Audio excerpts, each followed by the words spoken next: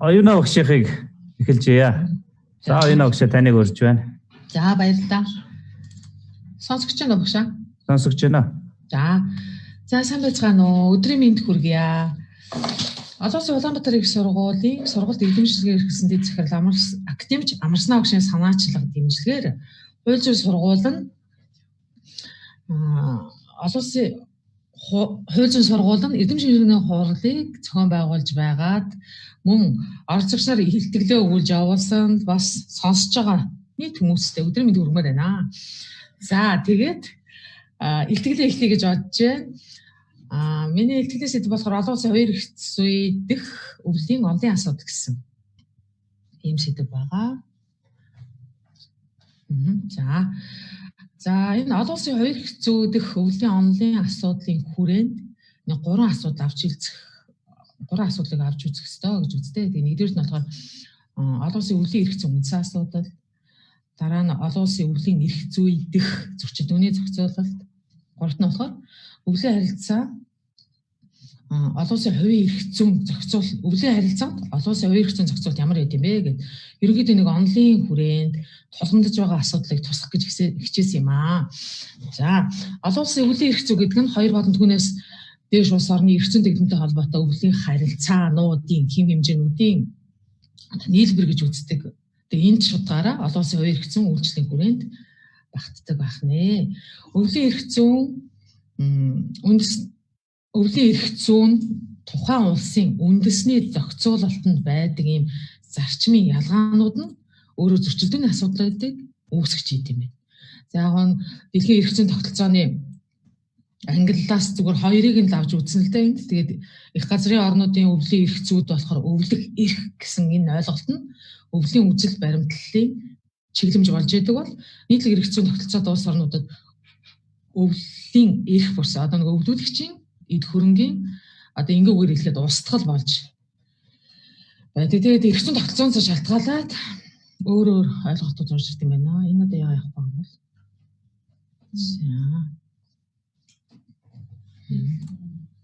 За тэгээд ер нь энэ олон улсын өвлийн эрх зүйн хамгийн нарийн төвхтэй үндсэн асуудлын нэг нь болохоор хөдлөх болон үйл хөдлөх хөрөнгийн ойлголтыг тодорхойлох явдал байдаг. Ингэж тодорхойлсноороо олон улсын өвлийн эрх зүйн харилцаанд оролцож байгаа оролцогчдын эрх, ашиг сонирхол, хууль зүйн эрх ашигыг нь хамгаалж өгөхөд чиглэгдэж байдаг. За тэгээд ерөнхийдөө маш товчхон ярьж байгаа учраас нөгөө тохимол хэлбэрээр гарна гэж байгаа учраас тэндээс олж уншаарай.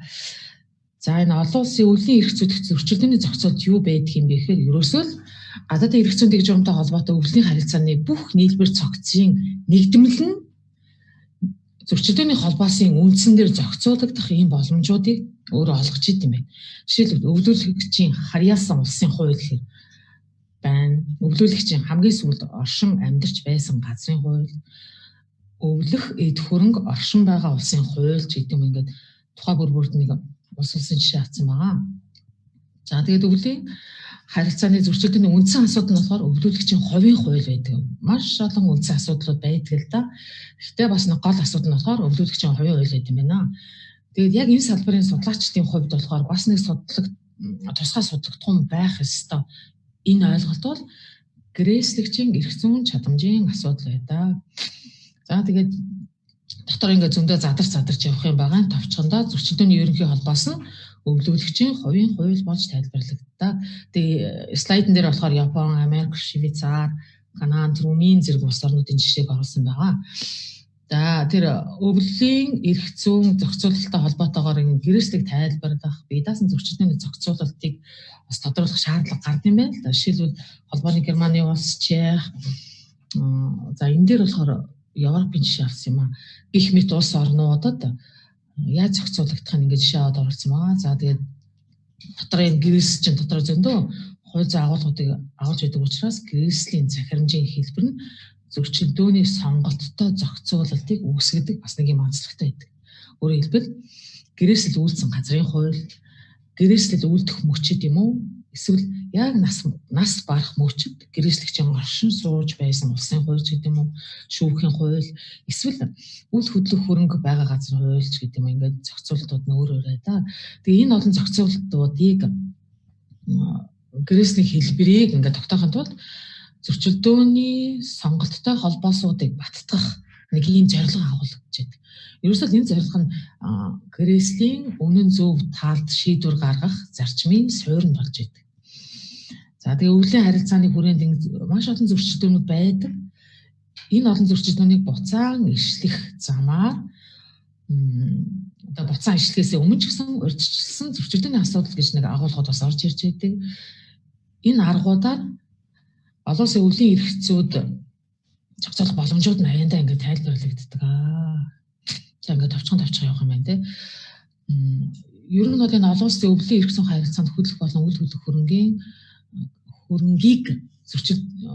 өвлийн зөрчилдөөний эрх зүгээр зохицуулах энэ аргачлал нь улс орнууд болго өөрийн дотоодынхаа хууль тогтоомжинд дагуулхаас гадна маш олон тогтолцоонуудаас хамгийн шилмэл нь болохоор энэ доорх хоёр тогтолцоо гэж үздэг. Өөрөөр хэлбэл хөдлөх эд хөрөнгийн өвлөлийн хувь заяаг тодорхойлохдоо өвлүүлэгчийн нас барах мөчтөө хамгийн сүүлд амьдарч байсан газрын улсын хуулийг хэрэглэнэ гэдэг юм уу. Эсвэл эд зүйл нь хөдлөх юм уу? Эсвэл үл хөдлөх юм уу?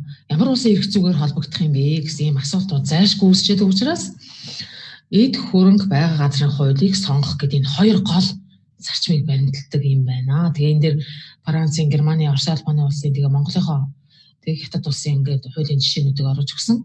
За тэгээд өвлийн харилцаанд одоо яалтчгүй олон улсын хоёр эрх зүйн зохицуулалт онлын хувьд бол ингээд байж байгаа юм байна.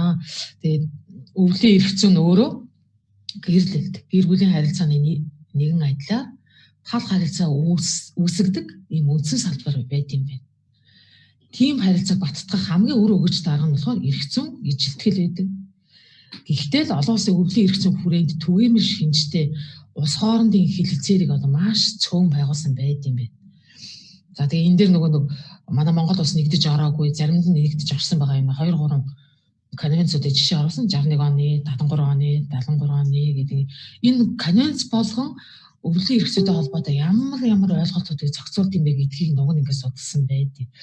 За тэгээд жишээлбэл энэ Орос улс, Монгол улс, Хятад улсынхаа зүйлүүдийг ингээд жишлээд авсан байгаа. Тэгээ ерөнхийдөө дүгнэлт нь болохоор за тэгээ өвлийн эрх зүйн талаар ингээд сонирхон судлах, хуулийн мэдхтэй болох одоо бидний хувьд ингээд зайлшгүй шаардлагатай байгаа. Одоо жирийн иргэдүүдээс ахуулаад тийм хувьгүй хуулийн этгээд нь өвлийн маргаанаас болоод зөндөө асуудал үүсгэдэг учраас маргаанаас сэргийлэх өв залгамжлалын эрх зүйн харилцаанд оролцохдоо маргаангүйгээр соёлдоо оролцоох тийм эрх зүйн боломжууд агуулгдчихэд юм аа. Тэгээ ямар ч байсан Монгол улсын хувьд болохоор олон улсын эрх зүйн харилцаанд оролцогч болох субъектүүд энэ харилцаанаас одоо яг судалгаа авч үзэхэд сэтгэл дүүрэн үлдсэн тийм кейсүүд байдгүй юм байна. Тэгэхээр ерөөсөө Монгол улсын иргэн гадаад улсын иргэн Монгол улсын нутаг дэвсгэр дээр ажиллаж амьдарч байгаа өнөө цаг үед Монгол улсын зүгээс өвлөлтөй холбоотой Европын конвенцуудад нэгдэж орох шаардлага одоо байдаг юм аа гэж үзээд энэ өөрийнхөө бүтээлийг доор нэг ишил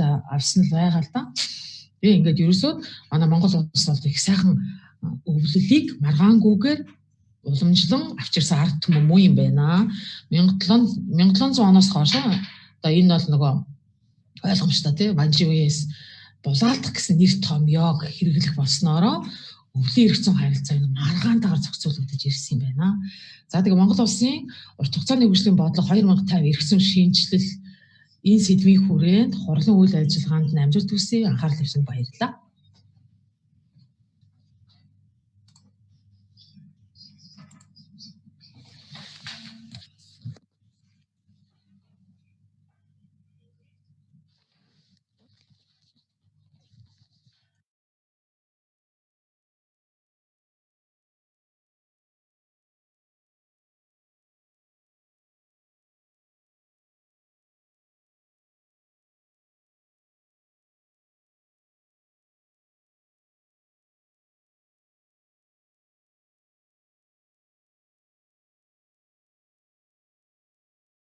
Тийм байна. За оюуна доктортой баярлалаа. Сонсогдож байна уу?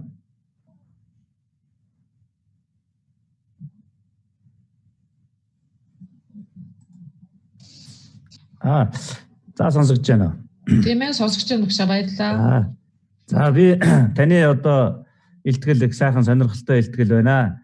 За ингээд энэ олон улсын хэмжээнд энэ өвлөлийн тухай асуудлууд бас их уламжлалт түүхтэй юм байна. За Монгол улсын хувьд бол одоо бас энэ бас нэлээд одоо шинэлэг ийм сэдв байгаа юм аа. Одоо энэ хөрөнгө мөнгөтэй чинэлэг болж байгаа улсууд хэнд ямар зүйлээ өвлөх үү? За хөрөнгөний хувьд одоо их маргаан үүсдэг ийм асуудлууд сүүлийн үед энэ түүх хуулийн байгууллагууд нэлээд ирэх болсон. Тэгээ энэтэй холбогдуулаад бас хүмүүс бас сайн судлах, энэ талын мэдээлэлтэй болох шаардлага бас энэ нийгэмд бас тулгараад байгаа юм байна лээ. За